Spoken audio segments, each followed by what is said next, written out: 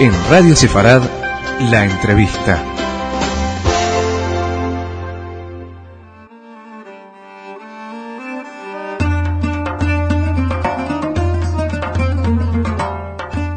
Abrir todo ese tesoro, toda esa joya, pero abrirla no para que sea un producto turístico más o un negocio más, sino abrirla para que poquito a poco se vayan recuperando lo que fue nuestro legado.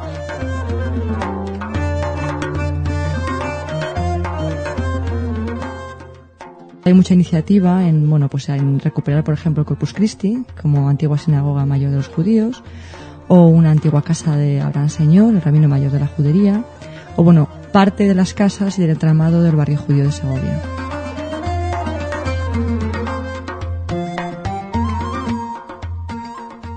No es lo mismo lo que hoy siente un ciudadano de a pie de cualquiera de nuestras ciudades sobre su judería de lo que sentía 10 años antes.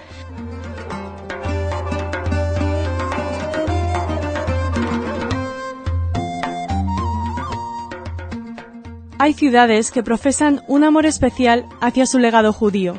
Hay personas, como Asunción Osta y Belén Peña, que se esfuerzan por dar a conocer y compartir esa riqueza.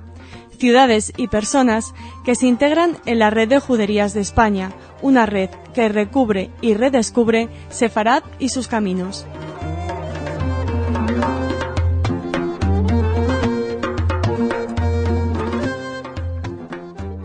Estamos con Asunción Osta, que es la secretaria general de la red de juderías, y con Belén Peña, que es la delegada de esta red en Segovia. Bienvenidas a Radio Sefarad. Hola. Muchas gracias.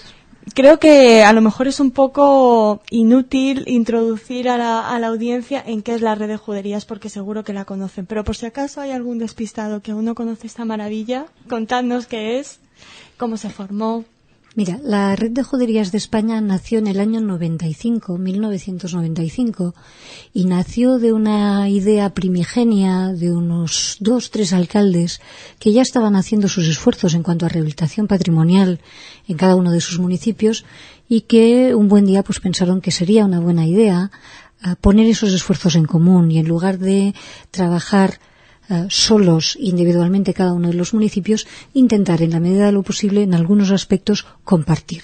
Y entonces se creó una pequeña red que nada tiene que ver con la red actual, diría que está muy relacionada, pero que al menos en cantidad de municipios que la conformaban poquito tenía que ver. Empezamos 3 municipios, luego fuimos 5, luego sumamos 8, luego 10, y en la actualidad, en el año 2004, somos ya 12 ciudades que la componen. Si te parece, leemos los nombres para que la gente sepa dónde tiene que ir los fines de semana. Me parece muy bien. Son Barcelona, Cáceres, Córdoba, que tiene este año la presidencia, que es rotativa, ¿verdad? Exactamente, por años, sí. Por años naturales. Y que es la alcaldesa de Córdoba, que es Rosa Aguilar.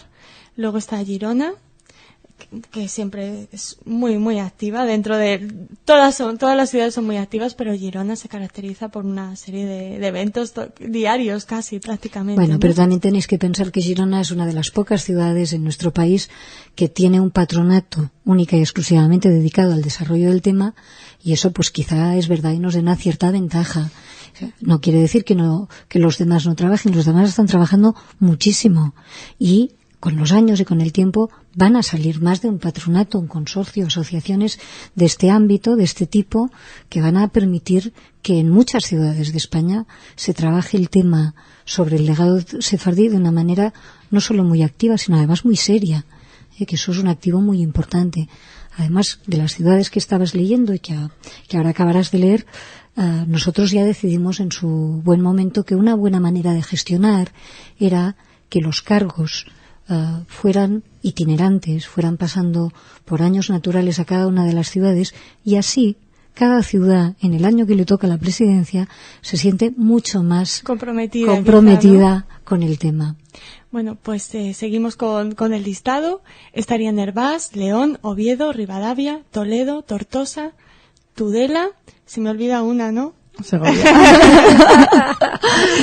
Y además creo que en Segovia, ya que estás aquí, aprovechamos, ha habido una evolución importantísima. Sí, bueno, ¿no? la verdad es que la implicación de la ciudad desde el momento en que empezó a formar parte de la red de juderías, que fue el año siguiente de formarse la red, por parte del ayuntamiento siempre había una implicación en tener en cuenta un barrio judío que pasaba desapercibido hace unos años, pero que poco a poco había una implicación muy fuerte, tanto a nivel municipal como a nivel técnico, como a nivel, bueno, pues de todo el sector, ¿no?, de la ciudad, en hacer del barrio judío uno de los productos más atractivos de la ciudad a visitar, porque de sobra es conocido Segovia por su famoso acueducto, por el Alcázar, por la catedral, pero queríamos dar a conocer otra parte de la ciudad que no muchos conocen, ¿no?, como es el barrio judío de Segovia.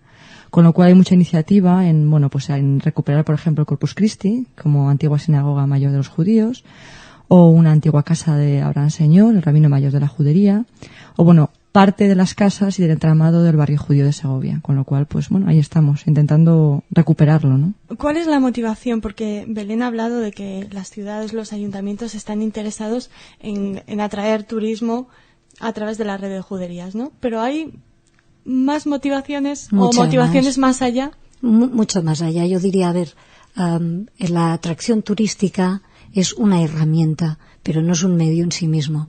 A ver, todo ese esfuerzo que se hace a través de los municipios, de las corporaciones, pero también de la ciudadanía.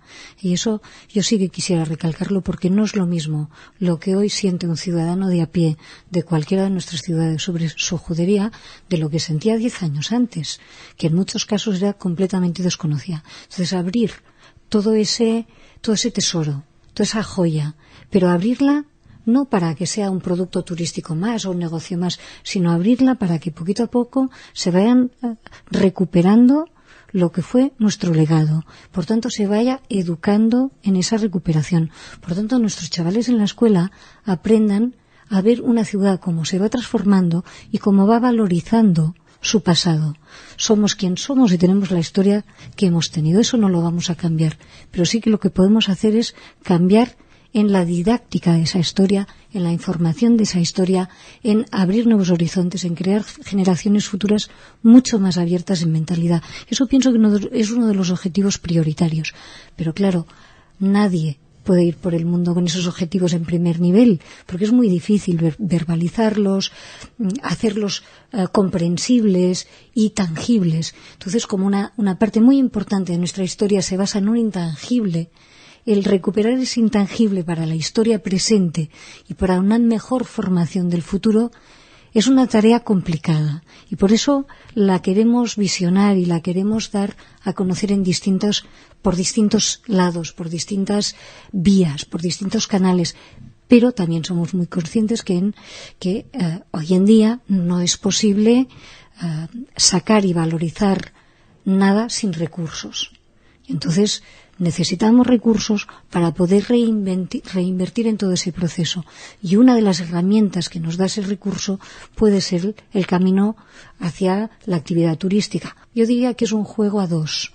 O sea, nosotros damos, pero también recibimos y mucho. Uh-huh. Cantidad de comunidades judías, cantidad de individuos que han visitado nuestras ciudades, que nos han dejado una parte importante de nuestra herencia, sin que hasta ese momento muchos de nosotros fuéramos conscientes. Y seguramente muchos buscando sus raíces, ¿no? Muchos. No todos. Muchos.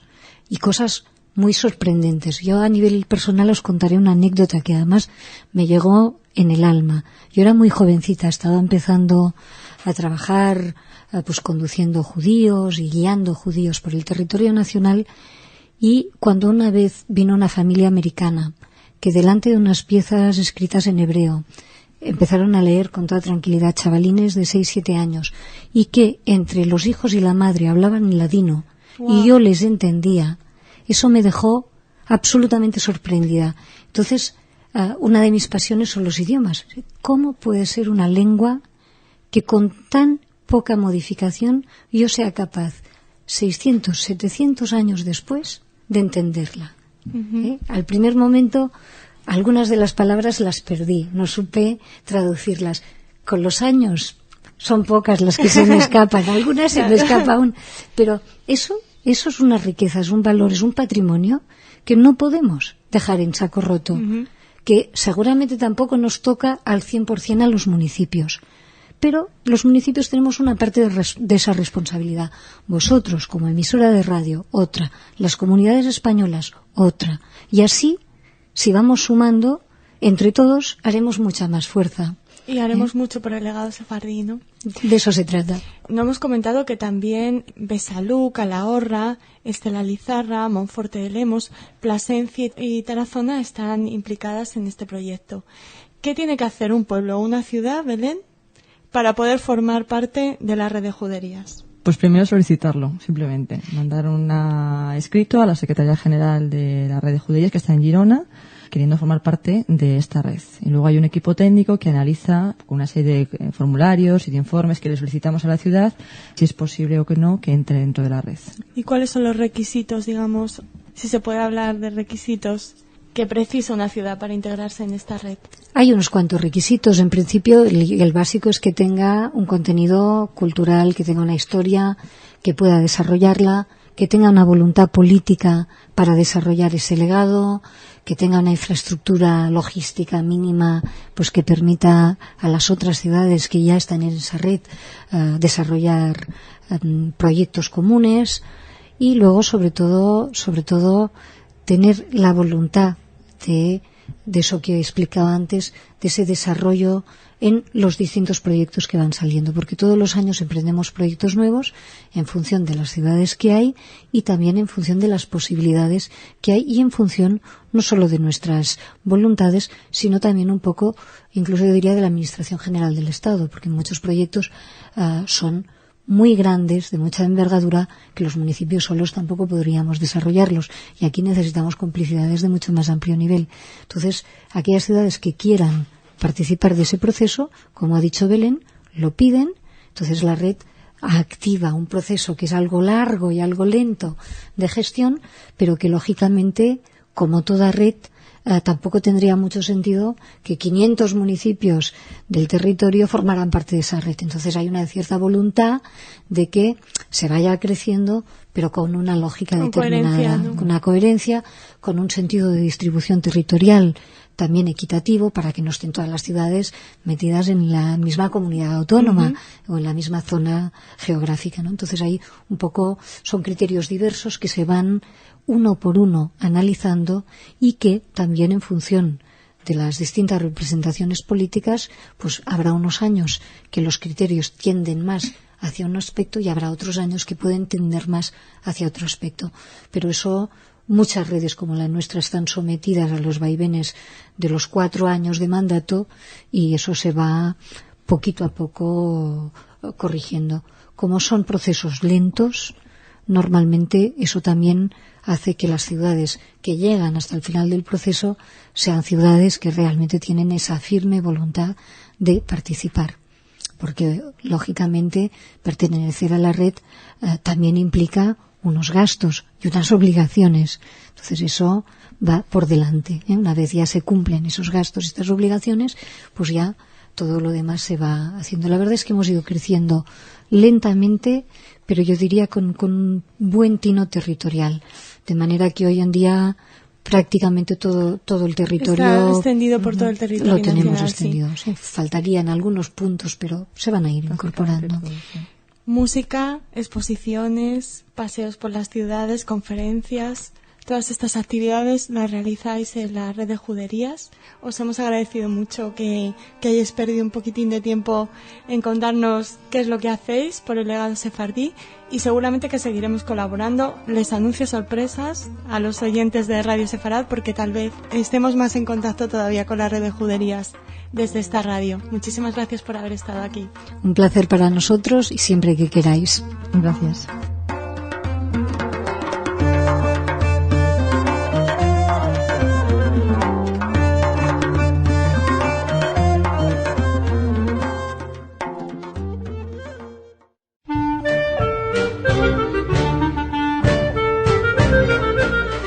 Israel sin música no podría vivir. Punto.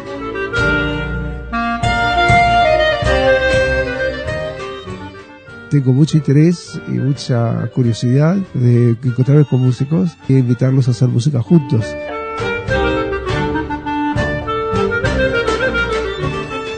La música es un lenguaje natural.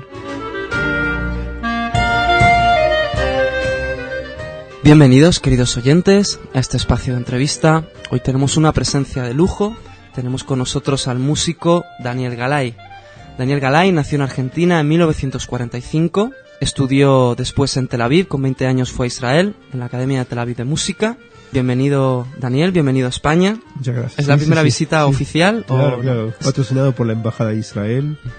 Tova Arel es la consejera de Cultura y para mí es una gran oportunidad de estar aquí en España.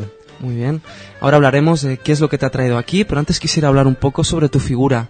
Cuéntanos, Daniel, ¿cuándo decidiste dedicarte a la música? ¿Es una afición que te viene desde niño o es una afición que vino ya de adulto? Bueno, mi madre, cuando yo tenía 5 años, me envió a estudiar piano a la profesora de la vecindad. Y así empezó todo. Por supuesto que yo entonces no sabía si iba a ser pianista o compositor, y la cosa continuó hasta que un momento uno decide hacer aliyá, es decir, de viajar a Israel, y fue una decisión vital muy muy importante. Y yo iba al kibutz. El kibutz significaba ir a trabajar a la tierra, es una concepción de mundo totalmente diferente a la que yo tenía, otro destino, y precisamente entonces yo decía, si yo voy a trabajar la tierra, y lo hice finalmente, al mismo tiempo quiero continuar la música, y empecé a practicar como loco. No quería perder aquellos valores que mi madre a la edad de los 5 años me había dado, y quería continuarlos. ¿Y te dedicaste a la música clásica en concreto? Sí, la música clásica fue mi actividad central. Estudié con los mejores profesores de piano en Tel Aviv, y después en el conservatorio composición, en la Academia de Tel Aviv. Y bueno, entonces yo empecé a sentir que la composición es mi destino, que no es fácil, pero lo hice.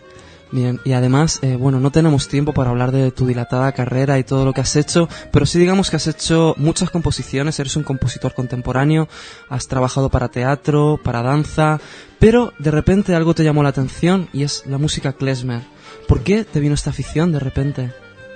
Bueno, porque la música contemporánea está muy ligado a lo universal, a veces también a la tecnología, a ideas generalizadoras, y en un momento yo me dije, bueno, todo fenómeno, pero ¿dónde está aquello que calienta un poquito el corazón, aquello que uno viene trayendo de la casa, de la familia? Y eso fue el klezmer. Y bueno, en los años 70, por ejemplo, compuse una pequeña composición basada en 3 sonidos, que tiene de carácter así un poquito klezmer, hasídico, para flauta dulce, y ese fue el inicio. Y después de los años, otra, y en los últimos años eso pasó a ser una gran pasión, y prácticamente compuse una colección de 18 libros de música klezmer, que ya fue editado el primero, el segundo está, el primero es un bestseller, el segundo está en camino, y es un gran desafío para mí componer en este estilo, que sería un estilo popular de los judíos de la Europa Oriental, pero que hoy día está diseminado por todas partes. Lo practican judíos y gentiles, los judíos por todas partes, si es Estados Unidos, Europa, Japón, Israel, Sudamérica, y porque es una fusión. El klezmer es una fusión, es música tradicional judía, pero que fue muy abierta a la música gitana, a la música de Ucrania, de Rusia, y es por eso que la gente siente que es algo relevante para nuestra época también. Tenemos en nuestras manos tu disco llamado Klez Control, y debajo leemos klezmer, tonos klezmer con un toque clásico. ¿Por qué has puesto aquí un toque clásico? Bueno, varias razones, entre otras que todas mis obras klezmer van a ser publicadas. Ortaf es la publicación que la saca, es decir que músicos clásicos la pueden tocar. Está en versión para clarinete o violín con acompañamiento de piano, o para orquesta de cuerdas con solistas. Es decir que mi intención es traer la música klezmer a la sala de conciertos, pero sin perder el carácter de danza, el carácter popular, el carácter familiar, si uno quiere, de esa música. Entre otras cosas, el año anterior se dio una primera audición de una obra mía que es una rapsodia klezmer, para gran orquesta que se hizo en Polonia, en Poznań. Y es otra manera de expresar el deseo que traer esta música a la sala de conciertos. Por eso el toque clásico. Y no solo klezmer clásico si quieres, sino también tengo entendido que eres presidente de la Asociación de Escritores y Periodistas en Yiddish en Israel. Tú es un idioma que dominas, que hablas. ¿Cómo puedes introducir esto en la música? Bueno, porque el idioma yiddish, como cada idioma, tiene sus ritmos, tiene sus inflexiones, tiene sus motivos. Y mi intención era no de rescatar únicamente una parte de toda esta cultura, sino su integridad. Su folclore, su humor, su filosofía, su peculiaridad, y eso va a través de la palabra yiddish y a través del sonido klezmer. Y a eso me dediqué muy fuertemente porque estando en Israel yo sentía que la cultura israelí hebrea es muy preponderante, muy central, y al mismo tiempo hay lugar a desarrollar más y más las culturas ashkenazíes, sefaradíes, de los judíos orientales. Y hoy día se está dando, eso es algo extraordinario, se está dando en Estados Unidos, en Europa, en Israel, que muchos judíos y no judíos tienen interés en estas tradiciones, las practican, gente muy joven, las estudian, las investigan, las practican, saben de la gran responsabilidad, porque tocar una música tradicional no es una cosa fácil. Y también está el interés de actualizarlas, fusionarlas con el jazz, con el flamenco, con el tango y con otras cosas que los músicos que participan de nuestro tiempo son sensibles y las incorporaron a ellos. Y bueno, entonces quieren hacer los enlaces, ¿no? Enlaces de diversas músicas, de diversos tiempos, porque eso les enriquece y les da más sentido y significado a sus vidas. Y has hablado de música en Israel. Cuéntanos, Daniel, ¿cómo está ahora mismo el panorama, no solo del klezmer, sino de la música clásica en Israel? ¿Se toca mucho? ¿Hay festivales ahora mismo interesantes? Bueno, el Israel sin música no podría vivir. Punto. Más de una vez yo viajando y escuchando música por la radio, si es en el coche, en el autobús, y yo me preguntaba la función de la música popular, la música clásica, y tal vez esto vale no únicamente para Israel, pero en particular para Israel, donde hay muchas tensiones, como es sabido, de conflicto, de guerra, de terror, la necesidad de defenderse. La música es algo vital. Si la gente no podría cantar junto con el cantante que está en la radio, la gente se desesperaría porque tendría que pasar todo el día en las noticias. Bueno, están las noticias que a veces son malas, muy frecuentemente así o asá, pero hay momentos que uno escucha música, entonces se siente transportado a mundos espirituales, individuales, íntimos. La música es parte de la música no es solo ocio en Israel, sino que puede llegar a ser un instrumento, un medio para encontrar una... Y al mismo tiempo yo puedo expresar un deseo de que la música en Israel dé más y más lugar, cabida a esta música que yo estaba hablando, que son las músicas tradicionales, las músicas étnicas judías, las diversas tradiciones, porque la tradición sefaradí, ashkenazí y oriental nos liga no únicamente a nuestro pasado judío, sino a las culturas y civilizaciones de pueblos y de continentes enteros. Y eso puede dar mucho interés y abrir espacios nuevos para la población. Y yo espero que eso se dé más y más porque nos va a fortalecer espiritualmente en Israel y nuestros lazos con el mundo todo. Bien, me da la sensación que podríamos estar horas charlando, pero quisiera terminar esta entrevista y que nos cuentes qué estás haciendo ahora mismo en Madrid. Nos decías que venías patrocinado por la embajada, bajo qué marco, y también quería saber qué proyectos futuros tienes. Bueno, el Círculo de Bellas Artes en Madrid ha organizado 2 jornadas en relación al aniversario de Bashevis Singer, el escritor, 100 años de su nacimiento. En ocasión de ello, yo como representante de la Asociación de Escritores participo, y como ya puedo contribuir también musicalmente, es que hice una pequeña gira incluyendo Girona, Barcelona, Madrid y también Toledo, donde doy recitales de piano, incluyendo obras tradicionales klezmer y mis propias obras. Y como esta visita a España es para mí muy conmovedora, realmente,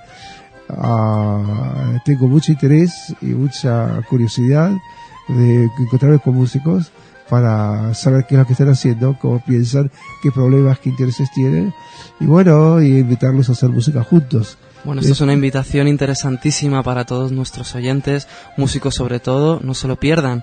Si quizás estén interesados en contactar con Daniel Galay, pueden hacerlo escribiéndonos a nuestra redacción, en la dirección redacción@radiosefarad.com, e intentaremos ponerles en contacto con este músico. Y bueno, entonces quiero contar una experiencia extraordinaria de los últimos años.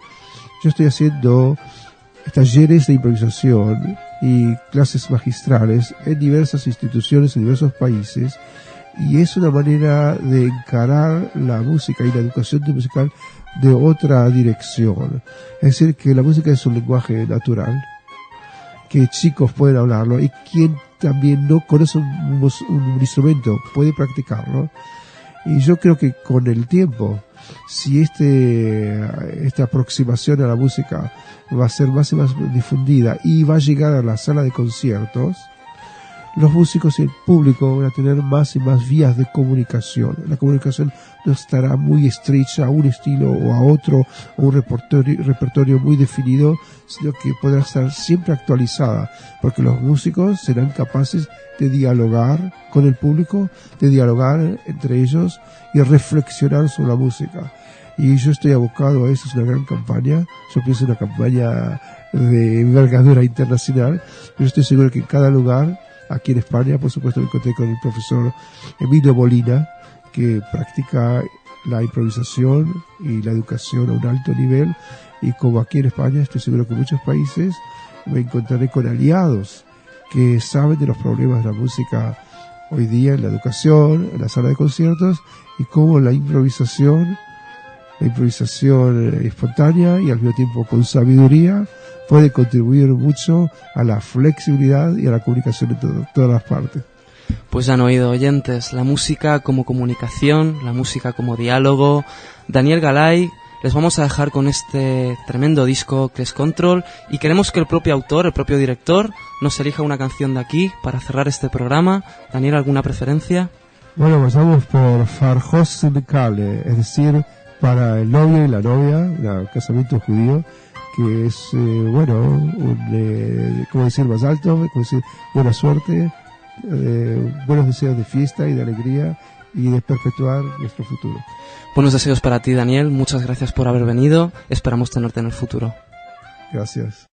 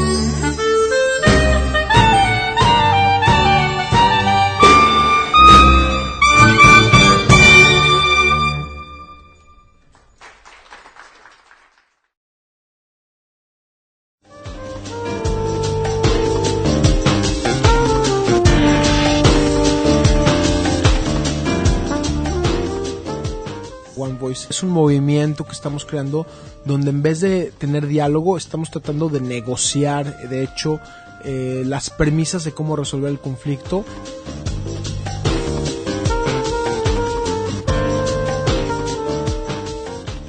El 76% de los palestinos y de los israelíes estaban de acuerdo con el principio de resolver el conflicto a través de una solución para dos estados.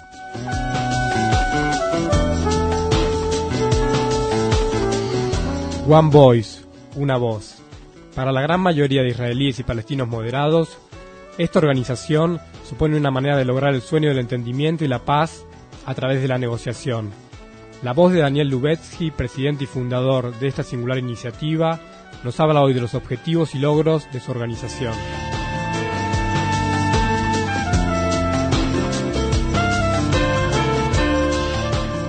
Estamos con Daniel Lubezki, fundador de One Voice, organización de diálogo entre palestinos e israelíes. Nos gustaría que nos contaras un poco, Daniel, ¿qué es One Voice? ¿En qué consiste la organización? ¿Cuáles son sus principales objetivos? Bueno, más que nada no es una organización de diálogo. La mayoría de la gente piensa que One Voice está dedicada a establecer un diálogo puro y la realidad es que es un poco diferente. Nuestro objetivo es tratar de ayudarle a las masas silenciosas a retomar la agenda y a ayudar a que la voluntad de los pueblos moderados logre ser la voluntad que se implementará por los políticos.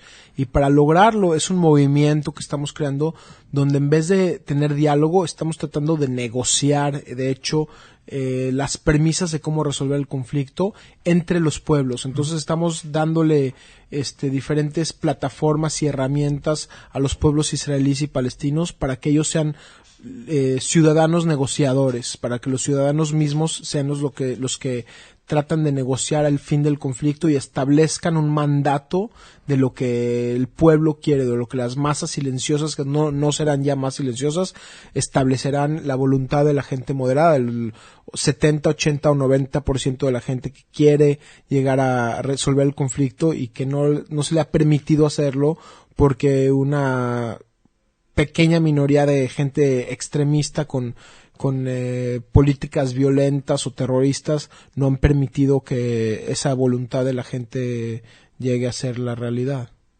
¿Cuál es el objetivo de tu visita a España?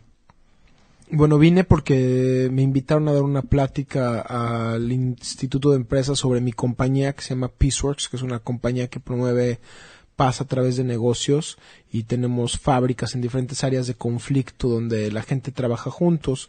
Entonces tomé esta oportunidad para también venir a platicar con ustedes y con otra gente de la comunidad de España para explicarles lo que está pasando con One Voice.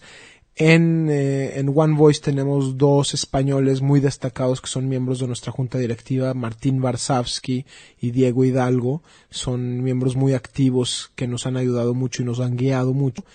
Y vengo ahorita pasando a través de Londres, donde acabamos de tener nuestra tercera round de negociaciones entre la gente palestina e israelí, porque la plataforma de One Voice consiste de diferentes rounds de negociaciones.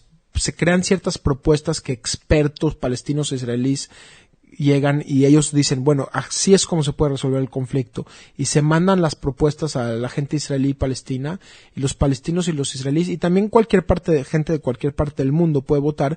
Los votos y los comentarios que se nos dan cada un par de meses se le dan de nuevo a esta junta directiva y a los expertos, y ellos analizan cómo votó la gente, y de acuerdo a lo que votó la gente y al feedback que dieron, ciertas propuestas se reformatan y se cambian y vuelve a hacerse este proceso. Es un proceso fundamentalmente democrático donde de verdad se está integrando la opinión del pueblo y la opinión de los pueblos y se están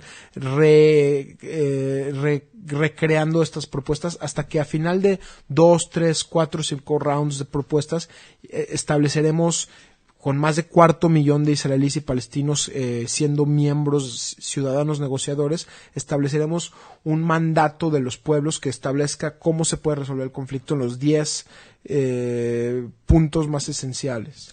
¿Qué impacto tiene estas propuestas de negociación que viene desde abajo, desde el pueblo, que tú decías, tanto la sociedad israelí como la sociedad palestina, ¿qué impacto tiene en la vida política tanto de Israel como de la autoridad palestina? Bueno, hoy en día es un impacto modesto y más que nada indirecto, porque hasta ahorita nada más tenemos 65,000 ciudadanos negociantes, de los cuales una mayoría son palestinos, pero casi iguales.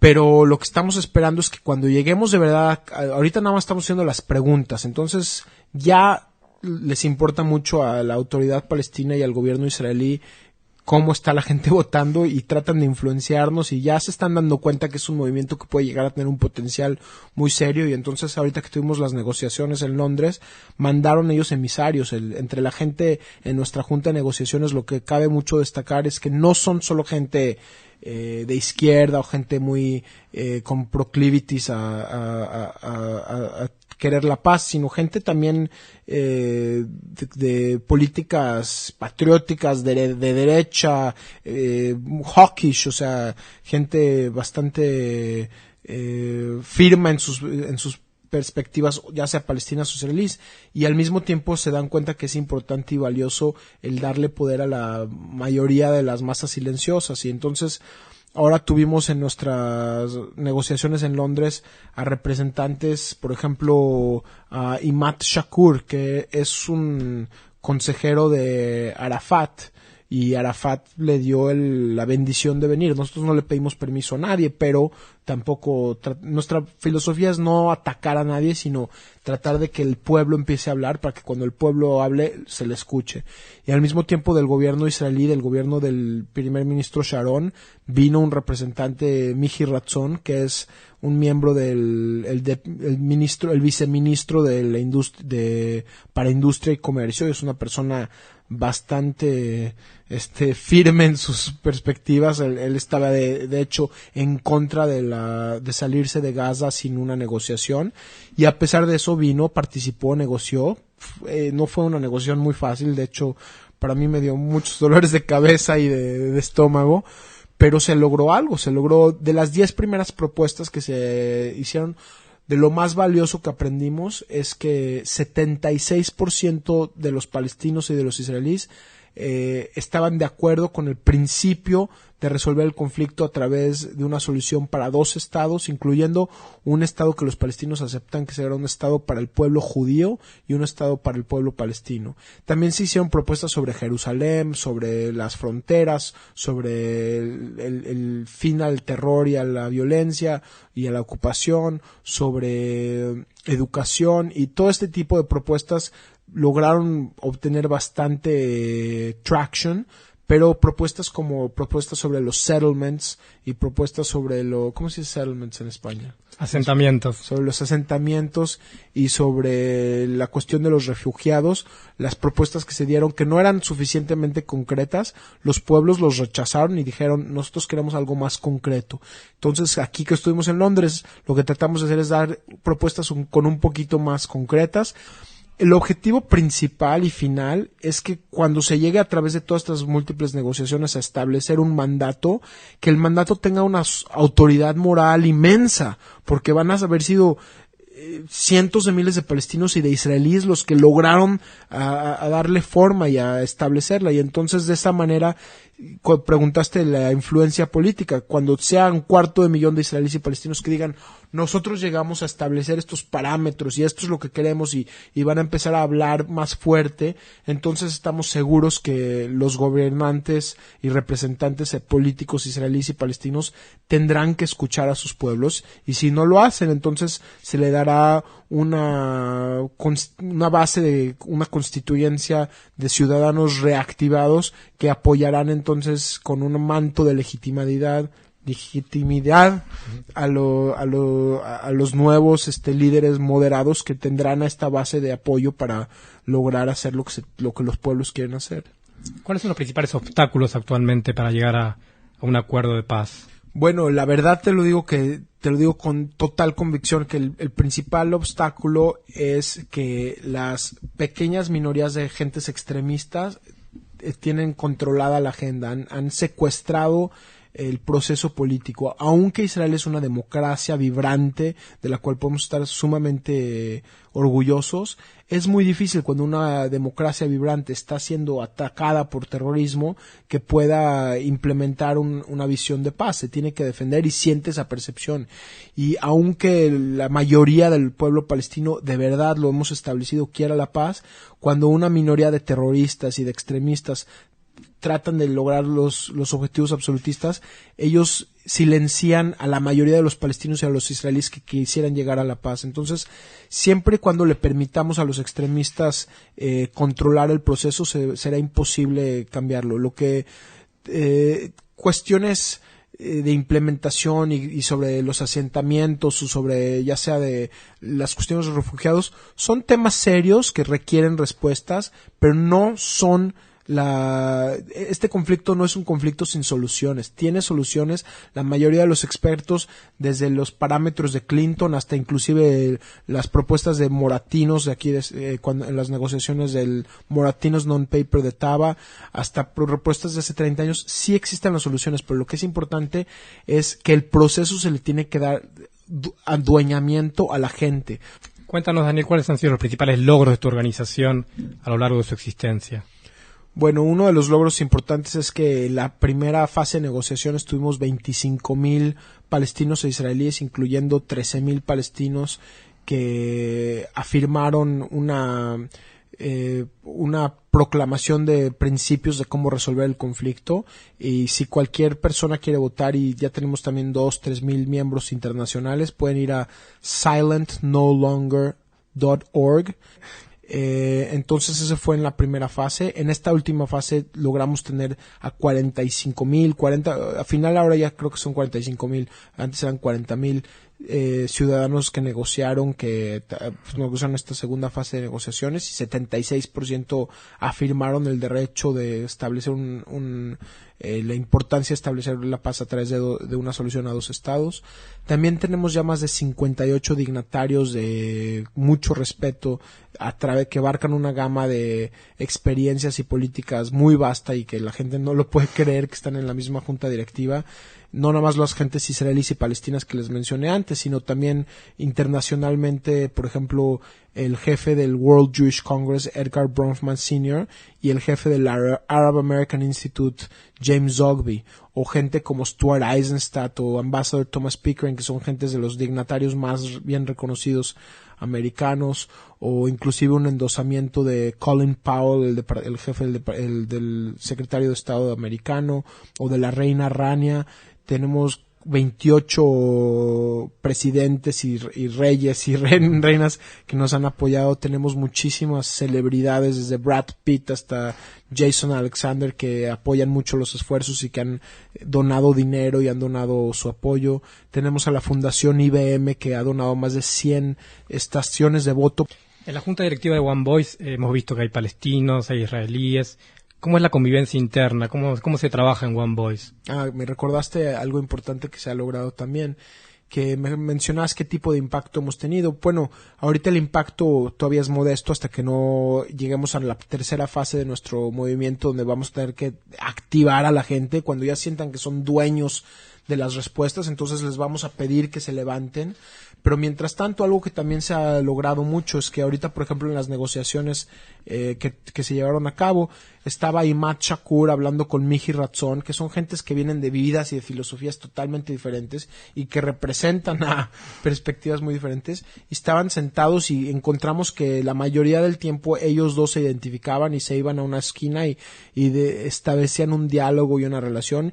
Aunque al principio de esta entrevista te dije que no es sobre diálogos y sobre negociaciones, sí existe como un byproduct muy importante el diálogo que se crea entre estos líderes, entre estos expertos, entre inclusive la gente, las organizaciones que son miembros incluyen, por ejemplo, al National Union of Israeli Students, la asociación de estudiantes, que tiene 180,000 estudiantes israelíes, y al mismo tiempo hay asociaciones palestinas de estudiantes como Friends Without Borders, que tiene 35,000 estudiantes palestinos. Y el haberlos juntado ciertas veces era algo fascinante ver cómo ellos venían de filosofías y narrativas morales totalmente diferentes, y a pesar de venir de diferentes perspectivas lograban establecer un reconocimiento de que el enemigo no es el que estaba sentado al lado de él, que no es el israelí o el palestino que es el enemigo, que no es el de la izquierda o el de la derecha que es el enemigo, sino el extremista, absolutista, terrorista, el que utiliza la violencia para tratar de lograr sus metas, y que el enemigo es aquel que no permite a la gente llegar a un acuerdo. Uh-huh. ¿Te gustaría transmitir algún mensaje a la audiencia? Estamos muy contentos de haber recibido este mensaje tan esperanzador frente a las noticias tan negativas que recibimos todos los días sobre Oriente Medio, sobre la violencia, el terrorismo. Me gustaría que nos dijeras un mensaje para los oyentes. Bueno, yo lo que diría es que mucha gente nos ve haciendo el trabajo que estamos haciendo y dicen, ¿cómo pueden tener ustedes tanta esperanza o tanto optimismo viendo todo lo que está pasando? Y la verdad es que no es que tengamos esperanza o optimismo.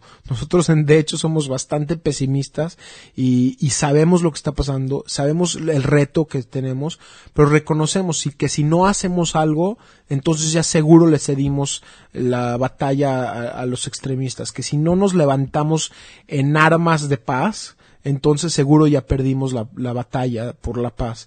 Entonces le queda a toda la gente que está escuchando, que esté frustrada, que se sienta que no hay solución, que no tiene una manera de influenciar, que cada persona vaya al website y vote y se vuelva miembro, porque una persona, 2 personas, 10 personas no lo van a hacer. Pero si vas y canalizas la frustración de los millones de gentes que están frustrados y llegas a de verdad obtener un apoyo de toda la gente y que todos se vuelvan miembros, entonces sí van a empezar las masas silenciosas a hablar con una voz muy fuerte, y entonces lograremos el objetivo de verdad amplificar la voz de la gente moderada. Muchas gracias a Daniel Lubetsky, fundador de One Voice, por haber estado en el estudio de Radio Sefarad aquí en Madrid. Esperamos verte pronto otra vez aquí en España. Gracias a Radio Sefarad, y están haciendo ustedes una labor muy importante también, y ojalá que también haya una difusión muy grande de su trabajo. Gracias, Daniel.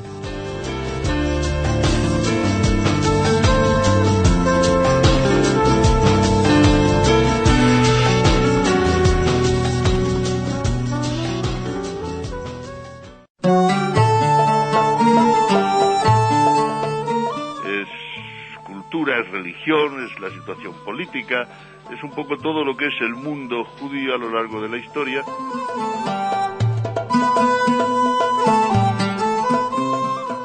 Son reuniones por así decir, de expertos, pero con una cierta proyección que intentamos darle hacia la ciudad.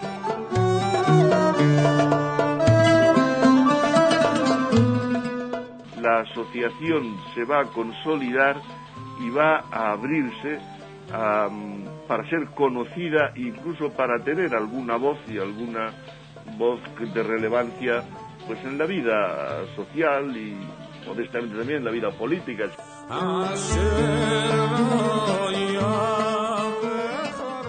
Tal vez no estén todos los que son, pero son todos los que están. En una Girona más judía que nunca se celebra hasta el 5 de junio el segundo seminario de la Asociación Española de Estudios Hebreos y Judíos. El presidente de esta valiosísima asociación, Miguel Pérez, nos hace conocer en la entrevista los intereses y objetivos de estos hombres y mujeres.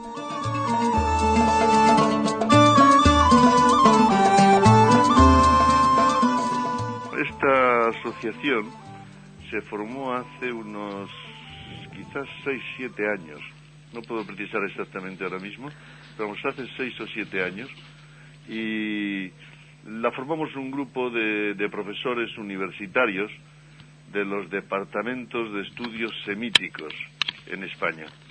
Los departamentos de estudios semíticos están en la Universidad de la Complutense de Madrid, la Universidad de Barcelona, la antigua Universidad Central, en la Universidad de Granada, y últimamente no es un departamento, pero se da también filología semítica y filología hebrea mejor en la Universidad de Salamanca. Son los 4 centros universitarios donde se estudia filología hebrea como carrera. ¿Os reunisteis en esta asociación con qué objetivo? Bueno, el objetivo es, pues, hombre, primero conocer lo que estamos trabajando cada cual y después reunir a todos los interesados, especialmente el mundo científico, el mundo académico, que estudie la cultura hebrea. No es solamente, la carrera es filología hebrea, pero es lengua, es literatura, es historia, es cultura, es religión, es la situación política, es un poco todo lo que es el mundo judío a lo largo de la historia. Ese es el objetivo de nuestros departamentos. Y bueno, primero es saber en qué trabajamos cada cual, poner en una puesta en común de todos nuestros trabajos científicos, discutirlos y bueno, estamos también asociados a otras asociaciones de este tipo que existen en toda Europa y en todo el mundo, ¿no? La asociación italiana, la francesa, etcétera, de estudios judíos, y estamos en contacto con ellos, tenemos visitas, recibimos siempre algún invitado para estas asambleas y para estas reuniones, y después colaborar también en trabajos conjuntos, obras un poco, por así decir, mayores, que necesitan un equipo, y es la ocasión pues de ir viendo cómo van estos trabajos. Y organizáis seminarios como el que va a tener lugar en estos días en Girona. Sí, vamos, hemos empezado hace 2 o 3 años, ya empezamos a reunirnos, no solamente para una asamblea, la asamblea de la asociación se reúne estatutariamente, tiene que hacerlo una vez al año, y aprovechamos para reunirnos y ver en la asamblea pues las cosas de tipo administrativo, los nuevos miembros, etcétera. Pero aprovechamos para tener seminarios, y entonces seminarios ya sobre los diversos campos de nuestro interés. Hay un campo dedicado a los estudios bíblicos, otro dedicado a los estudios al hebreo bíblico y la lengua bíblica y el mundo de la Biblia, otro a los estudios de tipo rabínico, de lo que llamamos del judaísmo clásico, otros del judaísmo medieval y otros del judaísmo moderno y el judaísmo contemporáneo, ¿no? Y esto pues siempre en los campos bien de literatura, bien de lengua o lingüística, bien de tipo social, de tipo religioso. Pues en cada campo pues las intervenciones son muy diversas. Miguel, ¿y por eso diferenciáis en la asociación entre estudios hebreos y judíos? Porque si decimos estudios hebreos, parece que nos fijamos solo en la lengua. Y hay estudios judíos que no están en hebreo. Entonces, esta puede ser una diferenciación, ¿no? En general, todo lo que se refiera al mundo judío, a la cultura judía, pues nos interesa. Más nos interesa lo que esté en hebreo y en español y en sefardí. Por ejemplo, el mundo sefardí no está escrito en hebreo. Puede ser una escritura aljamiada hebrea, pero es un castellano de la época, ¿no? Y ese especialmente nos interesa, y siempre una parte en el seminario de mundo sefardí. Entonces, mundo hebreo y judío era para que no quedara nada fuera del interés de la cultura judía. Sí, para englobarlo todo un poquito. Sí. Los ponentes que participan en este segundo seminario son tanto españoles como extranjeros. Hay de multitud de universidades. Sí, están de todas las universidades españolas. Bueno, claro, le he señalado las 4 universidades que tienen estudios de filología hebrea, pero aparte hay otros muchos lugares y muchas universidades donde tienen historia antigua o medieval, etcétera, sin que haya filología hebrea, pero hay gente muy interesada en el judaísmo, y sobre todo pues en el judaísmo medieval, en la época antigua, los de historia antigua, pero no son solamente los estudiosos específicos de la filología hebrea a los que asistimos. En la asociación requerimos, para entrar en la asociación, pues al nivel universitario y una cierta dedicación a esto, pero no específicamente filología hebrea, ¿no? Incides muchísimo en eso, ¿no? Tal vez se echaba en falta estudios actuales sobre estas cuestiones. Siempre tal vez se remontaban al pasado. El estudio, hombre, mi campo de especialidad es el mundo bíblico y el mundo rabínico clásico, pero no hay gente que estudia el judaísmo moderno y la situación social política actual también, y el hebreo moderno, la literatura moderna. O sea, hay grupos, y de hecho en el seminario que vamos a tener en Girona tenemos una parte del seminario, está dividido en diversas aulas o mesas, ¿no? Y hay uno dedicado al mundo contemporáneo, sobre escritores contemporáneos y sobre situación actual, la problemática política, etcétera. También hay interés en eso. Sí, estupendo, porque siempre parecía como que siempre se estudiaba el pasado, ¿no? Más que el presente o el futuro. Hay muchos intereses y todos se complementan, ¿no? Si uno quiere estudiar el mundo judío, por así decirlo, más ortodoxo, religioso, pues tiene que ir a las raíces bíblicas y a la época y al mundo clásico rabínico.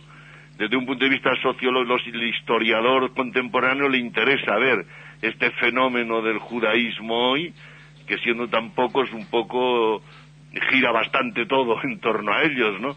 Entonces, ahí según los intereses, pero procuramos que dentro de la asociación todos los aspectos estén cubiertos o todos los intereses se encuentren en la asociación un foro donde poder hablar, expresarse, etcétera. Ajá. Como van a estar en este seminario, vienen ponentes de Cambridge, de Harvard, de universidades españolas, pero ¿qué tipo de gente va a asistir a este seminario? Bueno, ¿únicamente profesores?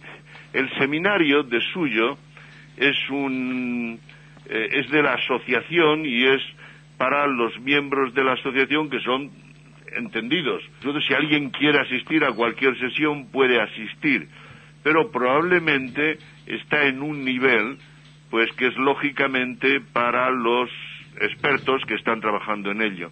Lo que hacemos siempre, cuando tenemos este tipo de seminarios en alguna ciudad, tenemos siempre una actuación hacia afuera de la ciudad, hacia afuera, a la ciudad como tal.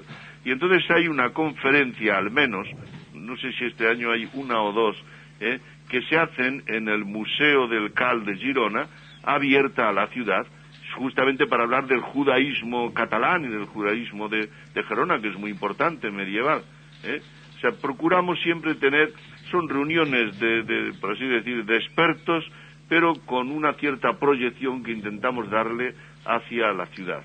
Y una ciudad excelente para hacer este seminario, ¿no, Girona? Yo estoy contentísimo. Y he estado ya visitando el CAL y los responsables del museo y estoy encantado porque nos están ayudando y favoreciendo la organización de este congreso y muy agradecido a todos ellos.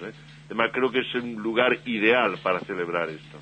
¿Qué enseñanzas extrajisteis del primer seminario y qué esperas de este segundo? Bueno, el primer seminario lo tuvimos en Granada, estuvo dedicado específicamente a mundo clásico bíblico y rabínico, y tuvimos unos invitados extraordinarios de fuera, de Viena, de italianos vinieron varios, de Israel también, y fue muy bonito porque el mundo bíblico y rabínico, que en España está muy cultivado, de ahí sacamos bastante fuerza y bastantes publicaciones que salieron después de ello. Yo este año es más ambicioso, en el sentido que va a ser más amplio, se van a abrir más seminarios y vamos a asistir más. Y yo creo que va a ser el momento donde la asociación se va a consolidar y va a abrirse para ser conocida, incluso para tener alguna voz de relevancia pues en la vida social y modestamente también en la vida política, si hace falta, pues quisiéramos tenerla. Hay muchas cosas que conviene hacer. Pienso ahora mismo en el gran tesoro que hay en Gerona de lo que se llama una especie de guerilla, de tesoro de documentos, ¿no?, que están por leer, por transcribir, ¿no? Entonces no es que lo vayamos a hacer nosotros, pero sí favorecer que estos trabajos se emprendan. Igualmente, pues en otros lugares donde hay sinagogas antiguas y restos arqueológicos antiguos que pertenecen a la historia de España, donde hay muchos autores de judíos españoles del siglo de oro del judaísmo, que son los siglos de oro del judaísmo, son sefardíes, son españoles de los siglos XI al XIV, al XV, pues que esos autores sean conocidos y que entren de alguna forma en el bachillerato, que se conozcan, que son autores españoles, judíos españoles. En fin, pienso que este congreso, esta asamblea de este año, pues puede ser la consolidación y de nuestra asociación, y un poco también el salir hacia afuera de la asociación con algunos proyectos de interés. Muy bien, Miguel, pues muchísimas gracias por habernos atendido y felicidades por la organización de este segundo seminario de la Asociación Española de Estudios Hebreos y Judíos. Adiós, buenas tardes. Gracias.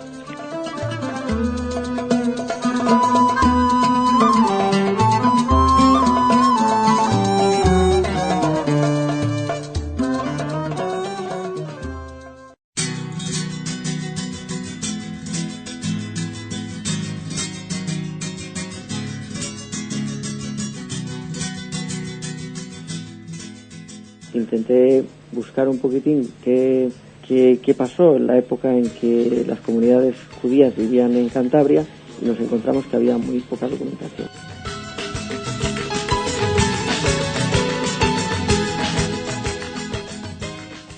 Tengo 3 hijas y una de ellas se ha convertido al judaísmo.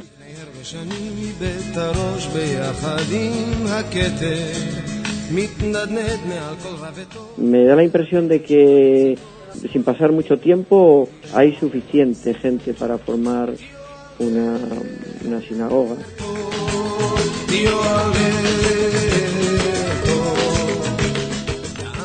¿Hay judíos en el norte de España? ¿Dónde se reúnen? ¿Cuáles son sus preocupaciones, sus actividades? En Radio Sefarad contestamos semanalmente a este tipo de preguntas de gente que se acerca a nosotros en busca de esa información, pero nadie mejor que José Luis Fernández Gándara para responder a estas cuestiones. Su hija es ahora judía, su corazón de siempre también. Este seguidor de los jugadores israelitas del Racing de Santander nos habla de la asociación de la que es presidente, la de Amistad Cantabria-Israel.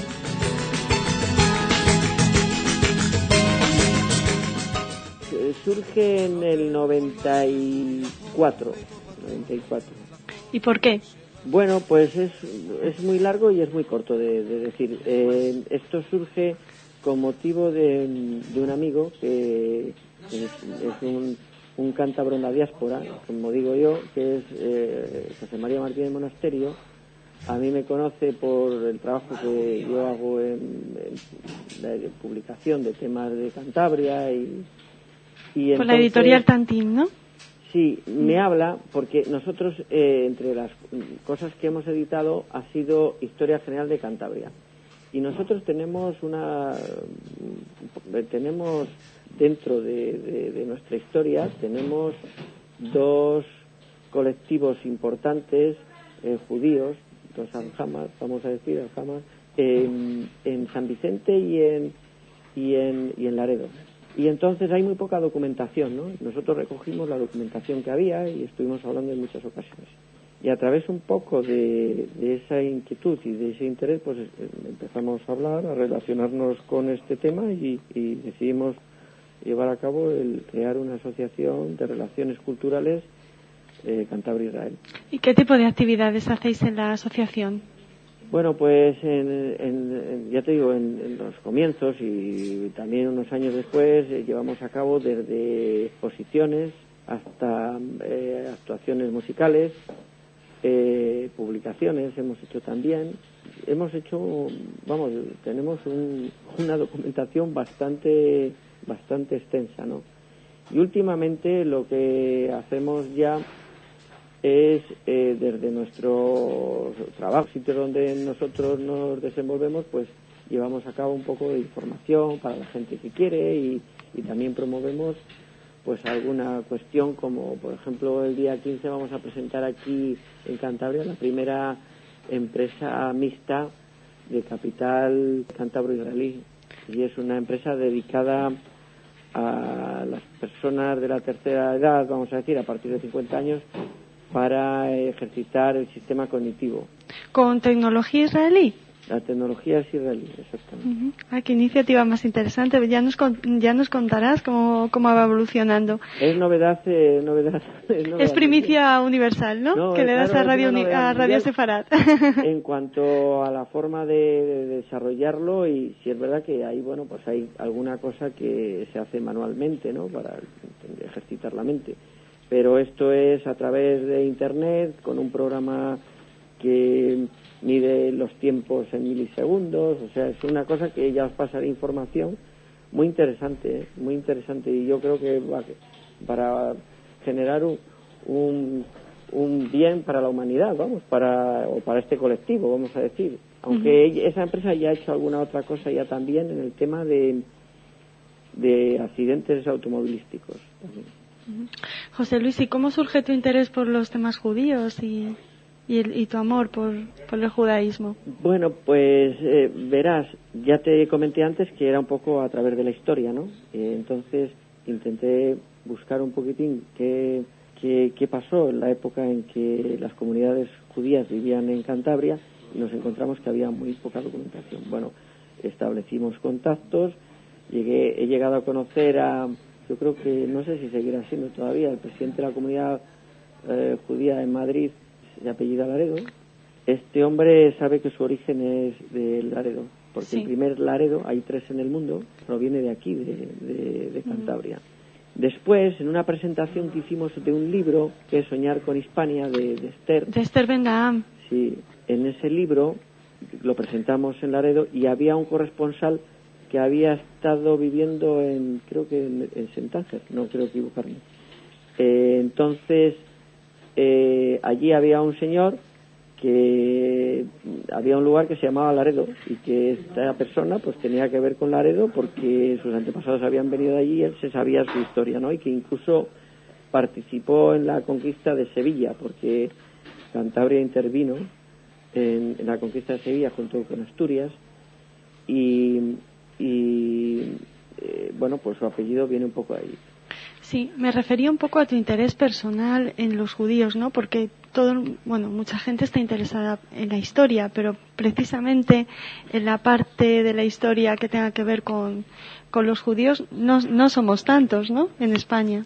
Bueno, no te creas. A mí, por ejemplo, a nivel personal ya me toca bastante cerca, ¿no? Porque yo tengo 3 hijas y una de ellas se ha convertido al judaísmo, o sea, ella ya hace tiempo que mantiene relación con un chico, un israelí que vive aquí, y bueno, ha estado temporadas también en Israel y vamos, es judía. O sea que el vínculo es cada día más fuerte, José Luis. ¿Te das cuenta? O sea, no, yo es que no podía aludir esa parte, aunque es una cosa personal, ¿no? No. Pero tampoco, bueno, como hacías la pregunta muy directa a mí, ¿no? Uh-huh. Personalmente, pues ese un poco es la contestación. Sí. O sea, que fíjate si lo seguimos de cerca. Y te agradezco que nos des datos tan íntimos.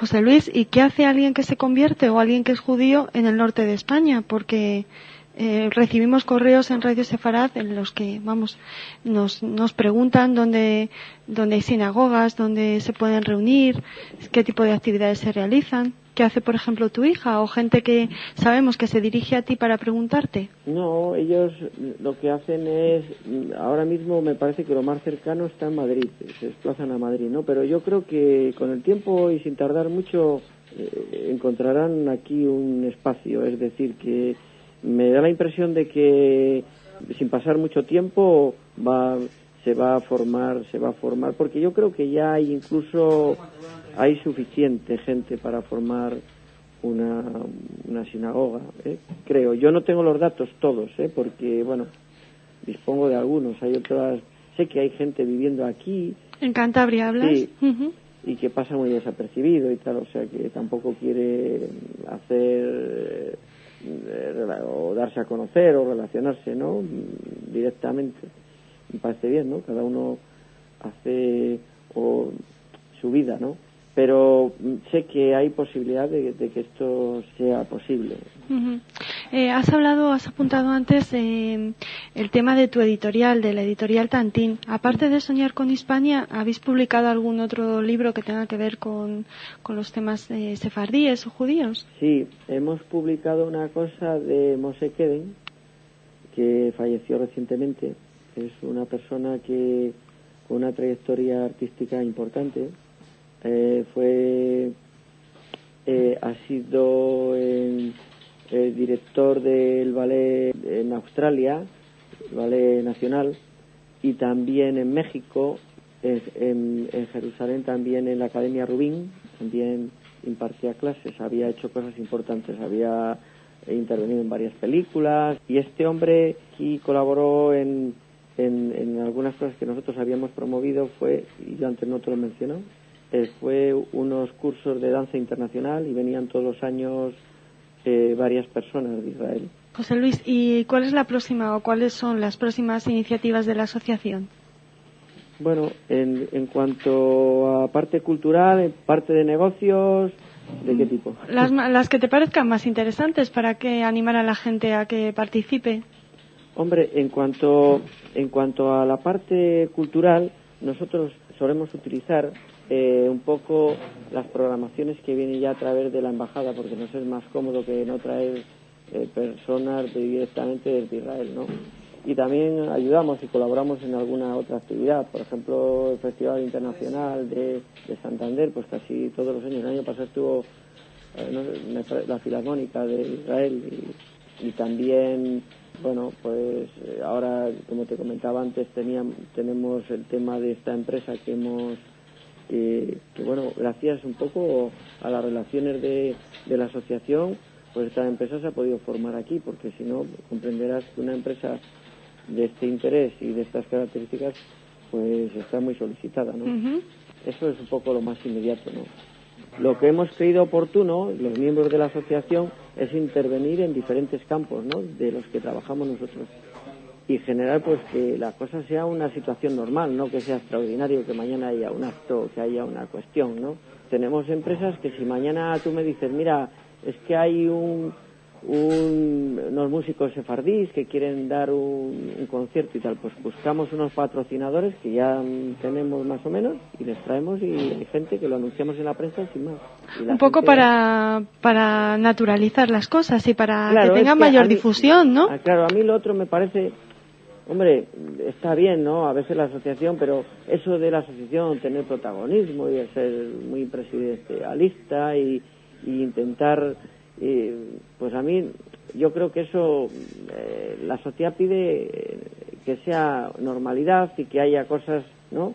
En el fútbol han ido fichando jugadores uno detrás de otro, empezó Benanyun, luego fue Afed, luego Dudu Awad, y ahora pues hay un portero que va a ser el titular para este año. Luego, bueno, con Benanyun es que hay un equipo extranjero, un equipo de inglés que quiere también ficharle y tal. O sea, hay que intentar que las cosas sean normales, ¿no? Porque la mayoría de la gente, cuando habla de Israel o cuando habla de los judíos, ya está pensando cosas que no se ajustan a la realidad, ¿no? Sí, en Cantabria se vive con mucha normalidad, ¿no? La presencia de israelíes en el Racing, por ejemplo. No es que se vea con normalidad, sino que, por ejemplo, en el caso de cuando vinieron los niños estos, no recuerdo qué programa eran niños enfermos de enfermedades incurables como el cáncer y cosas así, ¿sabes? Entonces la gente se puso camisetas, todo el campo estaba lleno, les aplaudieron, les llevaron por la ciudad en un tren, que hay un tren de estos que para enseñarles toda la ciudad, y o sea, hubo, aunque la noticia, por ejemplo, ellos visitaron solo el Real Madrid y salió mucho en Israel, hubo más actividad aquí que en Madrid. Sí, además creo que el viaje lo financió uno de los jugadores, ¿no? Sí, Benanyun, sí, fue por lo menos una parte, sí. Oye, aprovechando ya que tienes información privilegiada, ¿se va a nacionalizar por su ascendencia sefardí? ¿Qué sabes de eso? Las noticias que han corrido aquí es que está eso ahora mismo en el como posibilidad, porque si tú no sé si sabes, tuvo aquí una hija. El otro día, el último día el último partido de la competición, ¿no?, pues salen todos los jugadores con los hijos a fotografiarse, ¿no? Entonces él salió con su hija, que es cántabra, porque nació aquí, él quiso que naciera aquí, en Santander. O sea que... Más fuerte que una hija no hay ninguna raíz, ¿verdad? Pues eso es lo que, vamos, por eso te digo que él... Y están muy contentos, vamos, y estuvimos hablando también allí con gente y están ellos... Muy bien, pues te agradecemos muchísimo tu labor y que hayas atendido nuestra llamada, José Luis. No, al contrario, a vosotros por haberos acordado de nosotros, y también esperemos que ahora mantener una relación más estrecha.